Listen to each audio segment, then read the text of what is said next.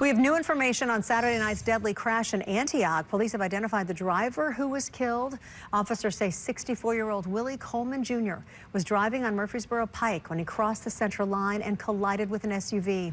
Coleman later died at the hospital. Doctors said he may have suffered a medical episode before that crash.